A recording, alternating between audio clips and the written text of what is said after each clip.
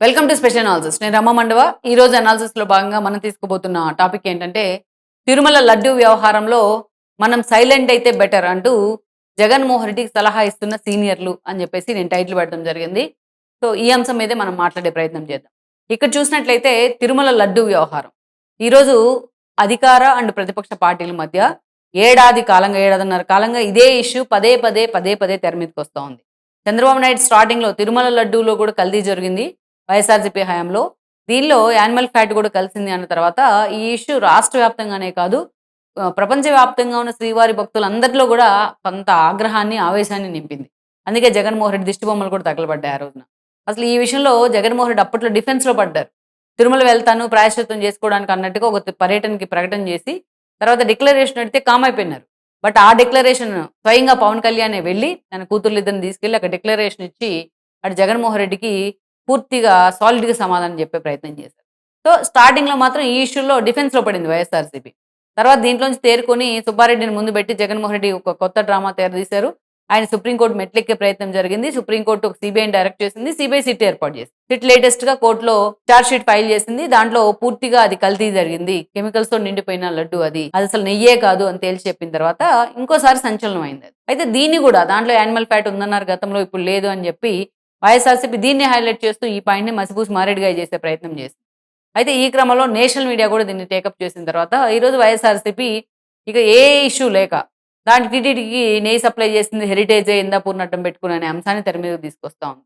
ఈ పదే ఖండిస్తున్న వినని పక్షంలో ఈరోజు డైరెక్ట్‌గా జగన్మోహన్ రెడ్డి మీడియాకు నోటీసులు ఇస్తున్న సిట్యుయేషన్ అయితే ఉంది ఈ రోజున. సో, అలా వైఎస్ఆర్‌సీపీ వైపు నుంచి లడ్డూ వ్యవహారానికి ఆ పార్టీ ఫుల్ స్టాప్ పెట్టే ప్రయత్నం చేయట్లా. ఇక అందుకని అటు ప్రతిపక్ష పార్టీనే ఇంత రెచ్చిపోతా ఉంటే ఈ ఇష్యూలో ఈరోజు అంబటి రాంబాబు అరెస్ట్ దాకా, జోగి రమేష్ ఇంటి మీదకి దాడి దాకా వెళ్ళినాయి ఈ పరిస్థితులు. ఇలా రెచ్చిపోతా ఉన్నప్పుడు అధికార పార్టీ ఎందుకు సైలెంట్‌గా ఉంటుంది? అధికార పార్టీ కూడా ఇదే ఇష్యూ కేంద్రంగా అంతే హడావిడి చేస్తా ఉంది. కౌన్సిల్‌లోకి వైసీపీ సభ్యులు వెంకటేశ్వర స్వామి ఫోటోలతో వెళ్ళడం గాని, చెప్పులతో వెళ్లారనే విమర్శలు గాని, వాటి తర్వాత ఆ ప్లకార్డ్స్ అన్నిటిని ఇసిరికొట్టి అక్కడ పడేశారనే విమర్శ గాని, ఆ చర్చ గాని జరిగింది.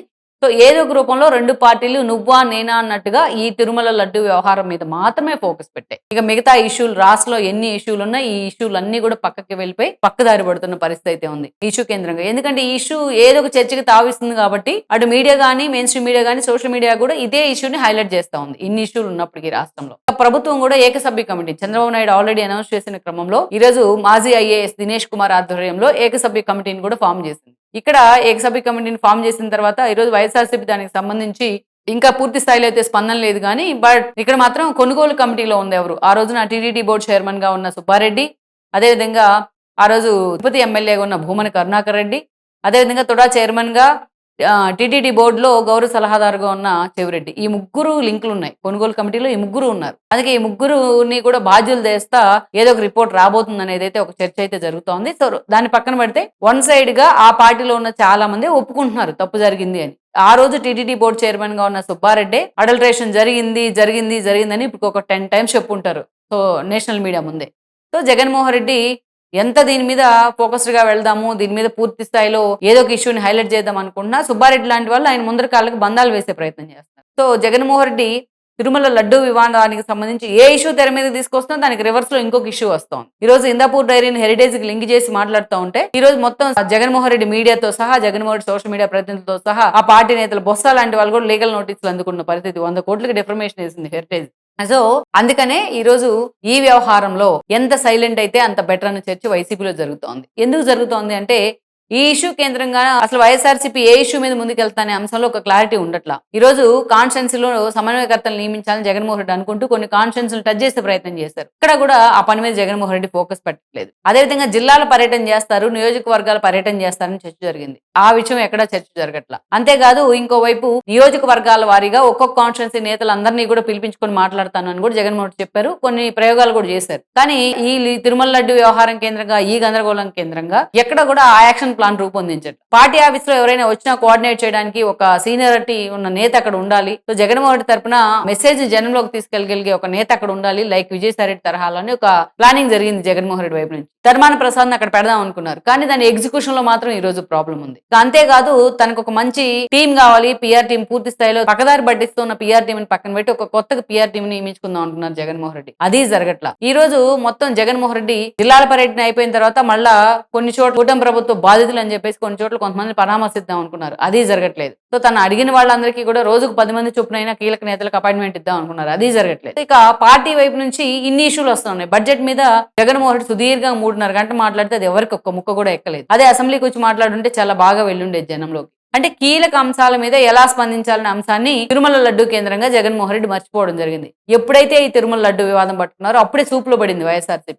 తిరుమల లడ్డు కల్తీ అన్నారు, పరకామణి ఇష్యూ, అదే విధంగా రవికుమార్ లాంటి వాళ్ళు కన్ఫెస్ అవ్వడం గానీ, ఈ రోజు సుబ్బారెడ్డి లాంటి వాళ్ళు కన్ఫెస్ అవ్వడం గానీ, ఈ రోజు సుబ్బారెడ్డి అనుచరుడైన అప్పన్న పేరు తెర మీదకి రావడం గానీ, అసలు ఈ వీటన్నిటికీ కింగ్ పిన్ జగన్మోహన్ రెడ్డి అనే మాట రావడం గానీ, ఇవన్నీ పక్కన పెడితే ఈ రోజు ఆఖరికి దేవుడి దగ్గర వచ్చే అతిథులకు కప్పే శాలువాల్లో కూడా కల్తీ జరిగిన పరిస్థితి. అక్కడ కూడా వాటిని కూడా మ్యానిపులేషన్ చేసిన పరిస్థితి అయితే ఉంది దర్శనాల దగ్గర నుంచి. ఇవన్నీ వైసీపీ ఒకటి మాట్లాడితే టీడీపీ 2 తీసుకొస్తా ఉంది బయటికి. సో అటు పవన్ కళ్యాణ్ కూడా ఇదే అంశమే స్పందిస్తా ఉన్నారు. సో ప్రతిరోజు దాని చుట్టూనే జరుగుతోంది. ఏ ఇష్యూ జరిగినా అరౌండ్ ద బుష్ వీళ్ళు కొట్టుకుంటా ఉన్నారు. అటు అంబటి రాంబాబు అరెస్ట్ దగ్గర నుంచి జోగి రమేష్ ఇంటి మీద దాడి వరకు కారణం కూడా ఈ తిరుమల లడ్డూలో కల్తీ వ్యవహారం. సో ఇంత అయిపోయిన తర్వాత ఈ రోజు ఏదో ఒక రకంగా ఫుల్ స్టాప్ పడుతున్నాం అనుకుంటే వైఎస్ఆర్సీపీ దీన్ని అసెంబ్లీలో హడావుడి చేసే ప్రయత్నం చేయడం, ఇందాపూర్ డైరీని తీసుకొచ్చి హెరిటేజ్కి లింక్ పెడతాం, దేవుడి ఫోటోలు తీసుకొచ్చేసి దేవుడివి కౌన్సిల్లో హడావుడి చేయడం. ఇది చేసిన వెంటనే మళ్ళీ జగన్మోహన్ రెడ్డి ప్రెస్ మీట్ పెట్టి అసలు చంద్రబాబు నాయుడు ఆ రోజు 2 కోండ్లు అన్నారు అని చెప్పి ఇంకో బాంబు వేసే ప్రయత్నం చేశారు. యాక్చువల్ అది బాంబు కాదు, అది రివర్స్ అయింది వైఎస్ఆర్సీపీకి. అంతకుముందు 338 జీవోని మాత్రం మరుగున పరిచారు, వైఎస్ ఇచ్చిన జీవో. సో ఇవన్నీ కూడా